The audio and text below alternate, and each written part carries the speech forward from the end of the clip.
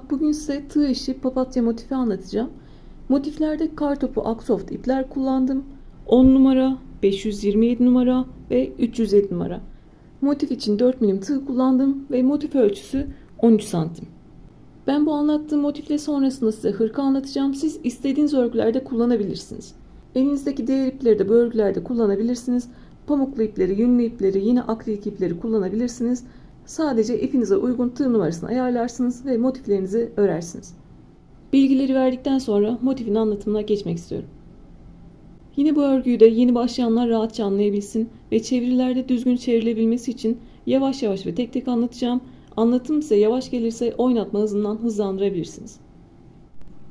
Birinci sıra için sihirli halka yaparak başlıyorum ve birinci sırada üçlü trabzanlar kullanacağız. Benim gibi parmağı dolamadan örmek istiyorsanız ipi yüzük parmağın üzerinden, orta parmağın altından ve işaret parmağın üzerinden alıyorsunuz ve iki parmağınızla tutuyorsunuz. Siz ördükçe ipiniz arkadan gelmeye devam ediyor. Nasıl rahat ediyorsanız o şekilde devam edebilirsiniz. Sihirli halka için de ipi iki parmağımla tuttum ve halka yaptım. İpi tuttum, döndürdüm ve halka yaptım. Ben küçüklüğümde böyle öğrendiğim için böyle yapıyorum. Siz nasıl biliyorsanız o şekilde devam edebilirsiniz. Birinci sıra için sihirli halkayı yaptım. Halkaya girdim ve 3 tane zincir çekiyorum. Gevşek gevşek 3 tane zincir çekiyorum. 1, 2 ve 3. Bu 3 zincirde bir tane üçlü trabzan kabul edeceğiz. Tığın başına doladım.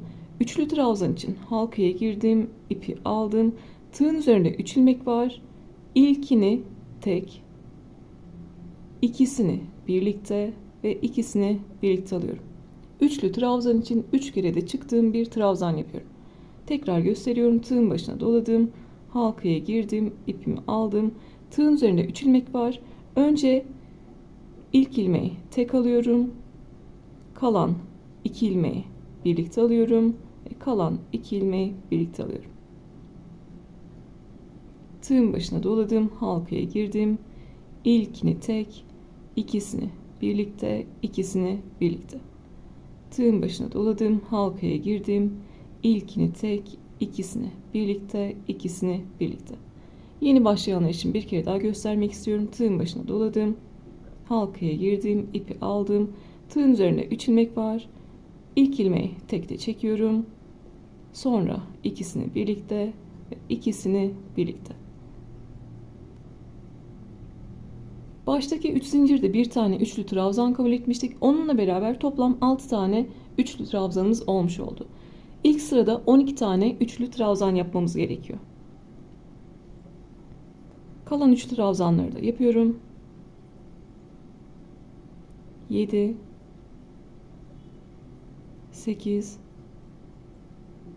9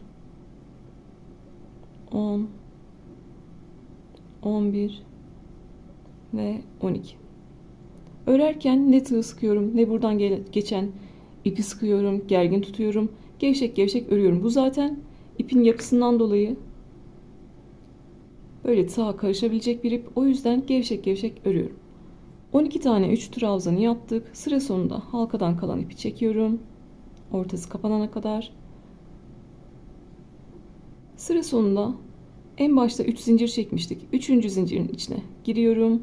İpi aldım ve bekleyen ilmekten geçiriyorum. Birinci sırayı böylece bitirmiş olduk. İpi gevşettim, bir halka yaptım ve motifi halkanın içerisinden geçiriyorum ve sıkılayarak yeteri kadar ip bırakıp kesiyorum. En son iplerimizi beraber gezeceğiz. Örgünün her aşamasında, motifin her aşamasında böyle trabzan tepelerini açarak motifimizi düzeltiyoruz. Kartopu Aksoft'un 307 numarasıyla birinci sıramızı yaptık. Şimdi 10 numarasıyla ikinci sıramıza geçiyoruz. İkinci sırada da yine üçlü trabzanlar kullanacağız. Sizin ipiniz benimkinden çok kalınsa üçlü trabzan yaptığım yerlerde ikili trabzan yapabilirsiniz. Aynı ölçüye ulaşmak için üçlü trabzan yerine ikili trabzan yapabilirsiniz. Ben ise kendi yaptığım motif üzere anlatmaya devam edeceğim. Birinci sırada 12 tane üçlü trabzan yapmıştık. Her birinin tepesine bu gruplardan yapacağız. Yine 12 tane böyle beyaz renkli grubumuz olacak. İkinci sıra için tığ ilmek yaparak başlıyorum. Yine sihirli halka yapar gibi ipi aldım ve döndürdüm. Bu sefer daha küçük bir halka yaptım. İpi aldım ve döndürdüm. Tığla giriyorum ve bir zincirle bir ilmek oluşturdum. Tığın başına doladım. 3 trabzan yapacağım için ve 2 ilmeği birlikte tutuyorum. İstediğiniz herhangi bir tepeden başlayabilirsiniz. Ben kaydırma yaptığım tepeden başlıyorum. Tığın üzerinde 3 ilmek var. Yine üçlü trabzan yapacağız. İlkini tek, ilmekten kalan ipi de şöyle gizlemek istiyorum arada. İkisini birlikte ve ikisini birlikte. 12 tane 3 trabzan olduğunu söylemiştim. Her trabzanın tepesine 5 tane üçlü trabzan yapacağız. İlkini yaptık. Aynı yere ikinci üçlü trabzan, üçüncü üçlü trabzan, dördüncü üçlü trabzan ve beşinci üçlü trabzan. Aynı trabzan tepesine 5 tane üçlü trabzan yaptım. Şimdi buradaki tomurcuğu elde edebilmek için toplama işlemi yapacağız. İlk trabzanın tepesinden giriyorum. V harfi gibi görünen tepesi var, görüyorsunuz. İlk trabzanın tepesinden girdim. Buradaki ilmeği aldım ve ilmeği ilk trabzanın tepesinden geçiriyorum. Böylece toplamış olduk. Tepeyi topladıktan sonra arada 2 zincir çekiyorum. Yine 3 trabzan yapacağımız için tığın başına doladım. Buradaki kalan ipleri arkada gizleyebilirim. Bir sonraki trabzan tepesine 5 tane üçlü trabzan yapıyorum. 1 2 3 4 ve 5. 5 tane üçlü trabzan yaptım. Birinci trabzanın tepesinden giriyorum. İpi aldım ve birinci trabzanın tepesinden geçirdim.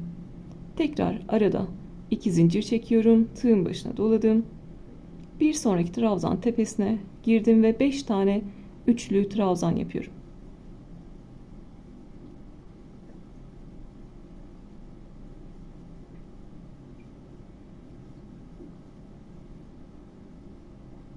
Bu sıradaki yapacağımız işlem sadece bu.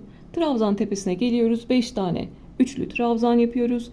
En son birinci trabzanın tepesine giriyoruz. İpi alıyoruz ve birinci trabzanın tepesinden geçiriyoruz. Tekrar arada 2 zincir çekiyoruz. Arada 2 zincirle bu işlemi 12 kere yapıyoruz. Sıra sonunda 12 tane olmuş olması gerekiyor. Bir sonraki trabzanın tepesine 5 tane üçlü trabzan yapıyorum.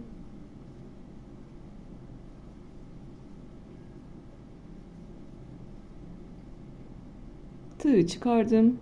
Birinci trabzanın tepesine girdim. İpi aldım ve birinci trabzanın tepesinden geçirdim. Tekrar arada 2 zincir çektim. Bir tepeden diğerine geçerken arada 2 tane zincir çekiyoruz. Yeni başlayanlar için bir tane daha göstermek istiyorum. Bir sonraki trabzanın tepesine 5 tane üçlü trabzan yapıyorum. 2 3 4 ve 5. 5 tane üçlü trabzan yaptım. Tığı çıkardım. İlk üçlü trabzanın tepesine girdim. İpi aldım ve oradan geçirdim. Tekrar 2 tane zincir çektim. Arada 2 zincirle aynı işlemi 12 kere yapıyoruz ve sıra sonunda artık bir üst sıraya geçeceğiz. Mavi renkle bir üst sıraya geçeceğiz ve görünümümüz bu şekilde olacak. Sıra sonuna kadar geldim. Bu sırada önemli olan sayarak ilerlemek. 1, 2, 3, 4, 5, 6, 7, 8, 9, 10, 11. Son bir tane tepe kaldı. 12.'yi de sizinle beraber yapacağım ve bu sırayı tamamlamış olacağım. Ve bu ip özelinde dediğim gibi elinizi gevşek tutarak sıkı olmadan örerseniz çok fazla ip birbirine karışmayacaktır.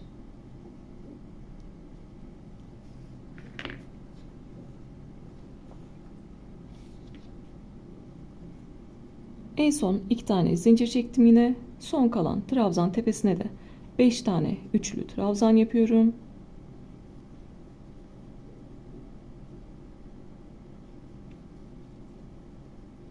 İlk yaptığım tomurcuğa saplanmamak için böyle onu geri alabilirim.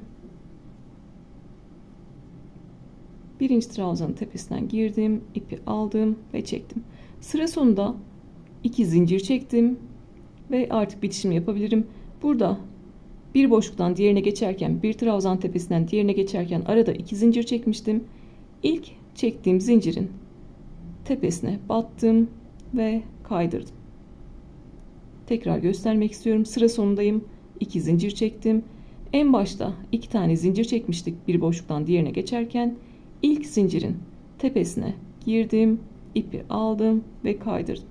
Sıra sonunda yine ipimi gevşetiyorum. Halka yaptım, motifi içinden geçirdim ve sıkılıyorum. Gizleyebileceğim kadar ip bırakıp kesiyorum. Bu noktada da yine böyle zincirlerin tepelerini açarak motifimi düzeltebilirim. İkinci sıramız da bitmiş oldu. Artık bu yuvarlak desenden, yuvarlak motiften kare bir hale gelmemiz gerekiyor. İkinci sırada bir tepeden diğerine geçerken arada 2 zincir çekmiştik. Oradaki 2 zincirlik boşlukları kullanarak motifimizi kare bir hale getireceğiz. Kare bir form verebilmek için bu sırada üçlü trabzanlar ve ikili trabzanlar kullanacağım. Örmeye köşeden başlıyorum. Köşelerde 3 tane üçlü trabzan, arada 2 zincir ve 3 tane üçlü trabzan var. Ben bir üst sırada da mavi renkle devam edeceğim için başlarken 3 tane üçlü trabzanla başlayacağım. Sıra sonunda burayı tamamlayacağım. Kartopu Aksoft'un 527 numarasıyla 3. sıraya başlıyorum. Yine bir zincirle bir ilmek oluşturuyorum. Halkayı yaptım. Tığla girdim ve bir zincirle bir ilmek oluşturdum. Yine örerken buradaki ipi gizleyeceğiz. Üçlü trabzan yapacağım için tığın başına doladım. 2 ilmeği birlikte tutuyorum. İstediğiniz herhangi bir boşluktan başlayabilirsiniz. Herhangi bir 2 zincirlik boşluktan başlayabilirsiniz. Buradan başlıyorum. İpi aldım. Tığın üzerinde 3 ilmek var. İlkini tek, ikisini birlikte ve ikisini birlikte aldım. Tığın başına doladım. Aynı yere bir tane daha üçlü trabzan yaptım ve aynı yere bir tane daha üçlü trabzan yaptım. Üçüncü sıraya istediğimiz 2 zincirlik boşluktan 3 tane ikili trabzan yaparak başladık. Buradaki köşeyi en son tamamlayacağımızı söylemiştim. Sonrasında ikili trabzan yapacağız. Bir diğer boşluğa ikili trabzan yapacağız. Burada bir boşluktan diğerine geçerken arada zincir çekmiyorum. 2 zincirlik boşluğa 3 tane ikili trabzan yapacağım. İkili trabzanı nasıl yapıyoruz? Yine tığın üzerinde 3 ilmek var. Bu sefer ikisini birlikte çekiyorum. Üçlü trabzanda 3 kere de çıkıyoruz. İkili trabzanda 2 kere de çıkıyoruz. Tığın başına doladım. Aynı yere girdim. Tığın üzerine 3 ilmek var. İkisini birlikte aldım. Aynı boşluğa girdim. Tığın üzerinde 3 ilmek var. İkisini birlikte aldım ve ikisini birlikte aldım. Bir diğer boşluğa geçiyorum. Yine 3 tane ikili trabzan yapacağım. Arada zincir çekmiyorum. İkisini birlikte. Aynı boşluğa 3 tane ikili trabzan yapıyorum. Yeni başlayanlar için detaylı anlattığımı unutmayın lütfen. Anlatım yavaş geliyorsa hızlandırarak izleyebilirsiniz. Bu sırada sadece köşelerde üçlü trabzan kullanacağız ve arada 2 zincir olacak. Köşeler hariç zincir çekmiyoruz ve aralarda ikili trabzanlar kullanacağız. Köşelerde üçlü trabzan, aralarda ikili trabzan kullanacağız. Bir sonraki boşluğa köşe yapıyoruz. 2 zincirlik boşluğa girdim. Köşe için 3 tane üçlü trabzan,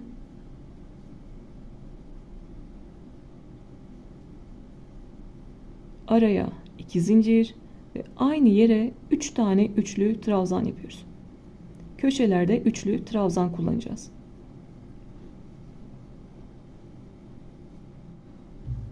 Buradaki kenara bakarak diğer kenarları da yapabilirsiniz. Sırasıyla devam ediyorum. 3 tane 3 trabzandan sonra ne geliyor? 3 tane ikili trabzan.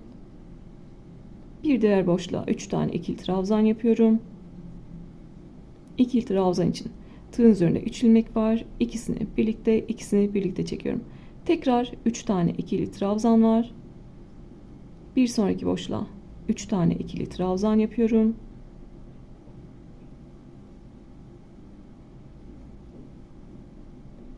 Ve 3 tane ikili trabzandan sonra ne var? Köşe noktası var. Köşelerde 3 tane üçlü trabzan, araya 2 zincir ve 3 tane üçlü trabzan yapıyoruz. Arkadaki ipi de böyle gizliyorum. 3 tane üçlü trabzan, araya 2 zincir ve 3 tane üçlü trabzan yapıyorum.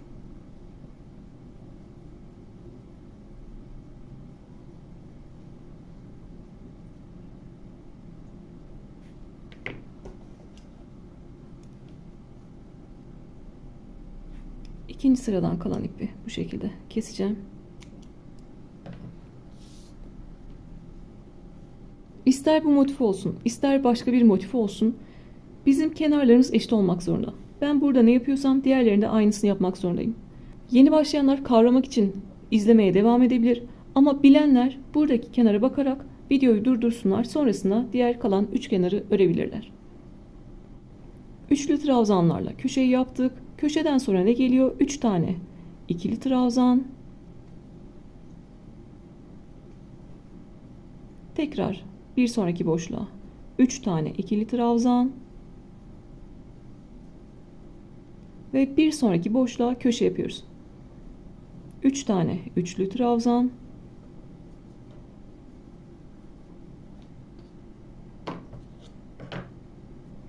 Arada 2 zincir ve aynı boşluğa 3 tane üçlü trabzan yapıyoruz.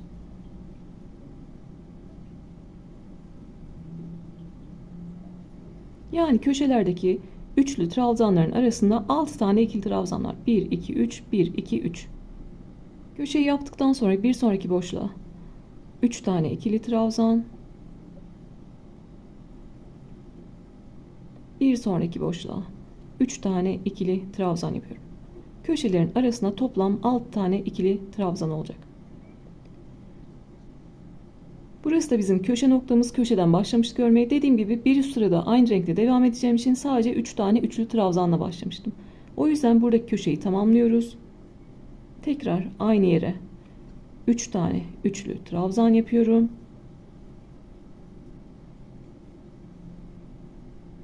Arada 2 zincir çekmiştik biliyorsunuz. Onun için de tığın başını doladım. İlk yaptığım üçlü trabzanın tepesine girdim. İpi aldım. Tığın üzerinde 3 ilmek var. Hepsini tekte çıkarak tekli trabzanla bitiriyorum. Yine buradaki 2 zinciri vermiş oluyor. En son köşeyi 3 tane 3 trabzan yaparak tamamladık ve birinci üçlü trabzanın tepesine tekli trabzan yaparak 3. sırayı bitirmiş olduk. Yine her sıranın sonunda tepeleri açarak motifimi düzeltiyorum. Artık 4. ve son sıramızdayız. 4. sırada sadece üçlü trabzanlar kullanacağız. Burada işimiz artık kolay. Zaten 3. sırada kare bir hale getirmiştik. 4. sırada sadece motifimizi büyüteceğiz ve üçlü trabzanlar kullanacağız. Köşelerde 2 tane üçlü trabzan, araya 2 zincir ve 2 tane üçlü trabzan yapacağız. Ve aşağıdaki trabzanların üzerine, her birinin üzerine bir tane üçlü trabzan yapacağız. Motiflerdeki trabzan sayılarımız önemli. Her kenarda aynı sayıda trabzan ve zincir olmak zorunda. Benim bir kenardaki trabzan sayım 16.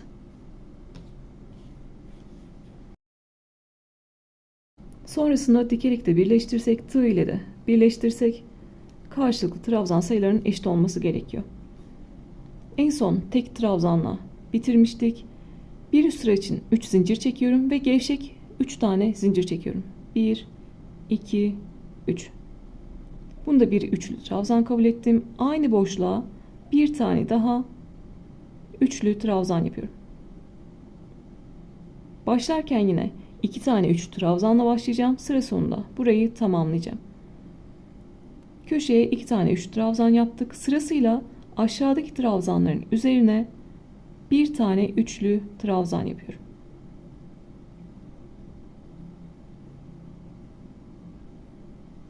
Aşağıdaki üçlü ve ikili trabzanların her birinin üzerine üçlü trabzan yapıyorum.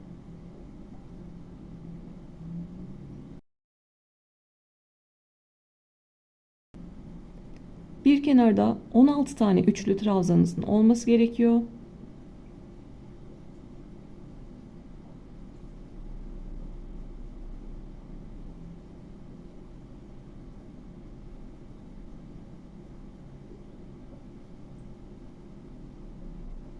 Sıra sonuna kadar trabzan üzerine üçlü trabzan yaparak devam ettim. Köşeye geldim. Köşede ne yapıyoruz? 2 tane üçlü trabzan. Arada 2 zincir ve aynı boşluğa 2 tane üçlü trabzan yapıyoruz. Bir kenarda 16 tane 3 trabzanın olması gerekiyor. 2, 4, 6, 8, 10, 12, 14, 16. Doğru şekilde ilerlemişim. Burada önemli olan ilk trabzan tepesine atlamamak. Onu atlamazsanız doğru şekilde ilerleyecektir motifiniz. Tığın başına doladım. Yine aşağıdaki üçlü ve ikili trabzanların tepesine birer tane üçlü trabzan yapıyorum.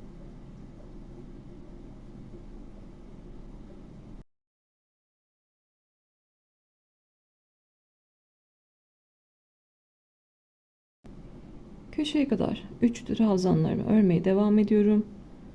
Köşede 2 zincirlik boşluğa 2 tane üçlü trabzan, araya 2 zincir ve 2 tane üçlü trabzan yapıyorum.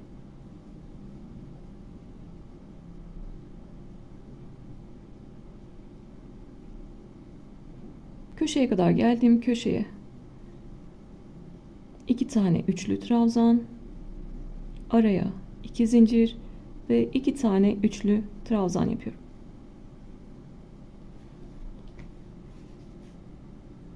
Yine iki kenarda size gösterdiğim şekilde devam ediyoruz. Köşeyi yaptık. Köşeden sonra birinci trabzan tepesini unutmuyoruz.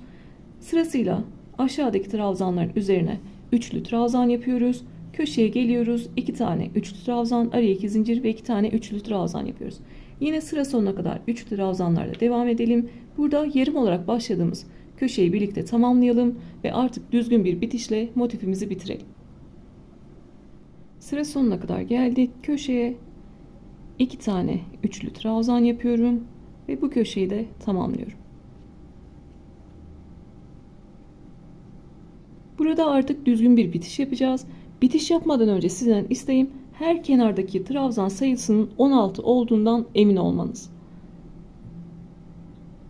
En son o şekilde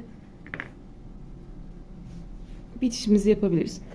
Ben burada bu noktada 13 santimde bitireceğim kendim için. Ama siz daha büyük yapmak isteyebilirsiniz. Ya da ipiniz incedir. Siz bu noktada 13 santime ulaşmamış olabilirsiniz. O yüzden ne yapıyorsunuz? Yine sıra sonunda bir üst sıraya devam edecekseniz sıra sonunda burada 3 zincir çekmiştik. 3. zincirin içine giriyorsunuz. Tığın üzerinde 3 ilmek var. Hepsini tek de çekerek tek de trabzanla bitiyorsunuz.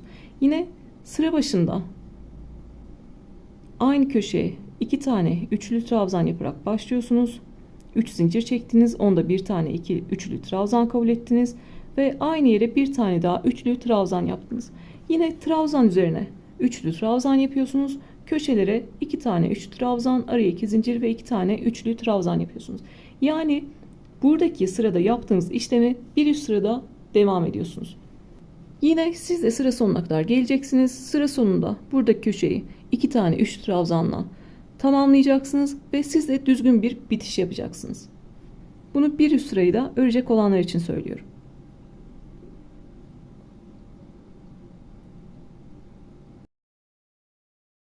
Ben 4. sırada, siz devam ettiyseniz 5. sırada artık işinizi bitirdiniz. Köşeye 2 tane üçlü trabzan yaptınız.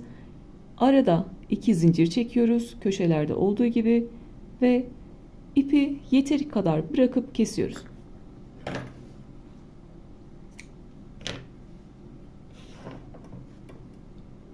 Daha küçük bir tığ numarası aldım. 2,5 milim. Daha güzel, daha rahat bitiş yapabilmek için. Düzgün bitişten kastım diğer örgülerde ve motiflerde anlattığım gibi Zincirlerin ve trabzanların V harfine benzeyen tepeleri var. Görüyorsunuz. V harfine benziyor. 2 tane kanadı var. Biri örgünün güzel yüzünde, dış yüzünde, biri iç yüzünde, arka yüzünde. Biz bu tepeleri ve kanatları kullanarak bir tane daha V harfi yani trabzan tepesi elde edeceğiz. Bunun için de burada 3 zincir çekmiştik. Başlarken 3 zincire dokunmuyorum. İlk yaptığımız üçlü trabzanın tepesi var. Görüyorsunuz. İlk yaptığım üçlü trabzanın tepesine arkadan giriyorum. Yani tüm V harfini alıyorum. 2 kanadı da alıyorum. Buradaki ipi aldım ve örgünün arkasına çektim. Burada çok asılarak yapmıyorum ki zincirin tepesi daralmasın. 2 zincir çektik. İpimizi yeteri kadar kopardık. Buradaki 3 zinciri bıraktım. İlk üçlü trabzanın tepesine arkadan girdim ve ipi alıp arkaya çektim. Burada da 2 zincir çekmiştik. İkinci zincirin arka kanadını alıyorum. İç kanadını alıyorum. Ve ipi tekrar alıp örgünün arkasına çekiyorum. Ve gördüğünüz gibi bir tane daha trabzan tepesi oluşturmuş olduk. Başlarken 3 zinciri atlayıp birinci trabzan tepesinden başlamıştık.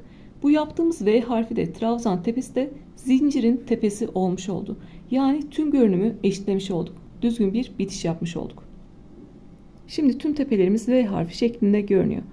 Buradaki yapacağımız işlem artık ip gizlemek. İpi buradan aldım. Çok fazla çekiştirmiyorum ki trabzan tepelerini daraltmayayım. Ve bir zincirle buraya sabitliyorum. Ördüğümde, yıkadığımda, giydiğimde sökülmesin. Bir zincirle oraya sabitledim. Artık dışarıdan görünmeyecek yerlerden örgünün arka kısmından ipimi geçirerek gizliyorum. İp gizlemek örgü örmek kadar önemli. Sonrasında patlarsa tüm örgünüz mahvolmuş olur.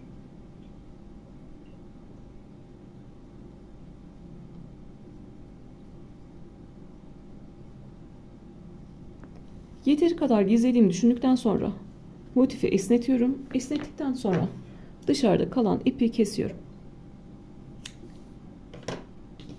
Diğer sıralardaki ipleri gizlemiştik zaten örerken. Böyle onlardan da arta kalan ip varsa kesiyorum.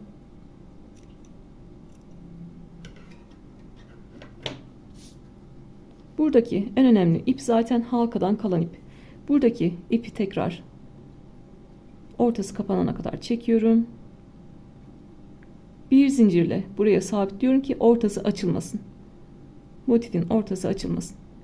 Sonrasında buradaki motifin arkasından ipimi yürüterek gizliyorum.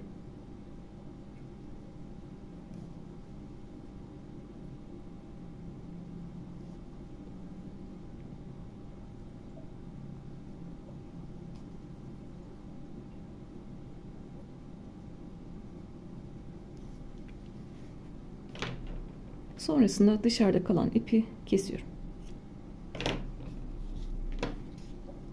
Burada motifimiz düzgün değil. Her sırada zaten bir düzeltme işlemi yapmıştık. Yapmadığımız zaman böyle yamuk, tabak gibi duran motiflerimiz var. Altıgen hırkalarda da parçalar yamuk diye soruluyor bazen. Onlara da video içinde cevap veriyorum ya da diğer örgülerde. Yapmamız gereken tek şey trabzan tepelerini açmak. El tüsü dediğimiz şeyi yapıyoruz aslında.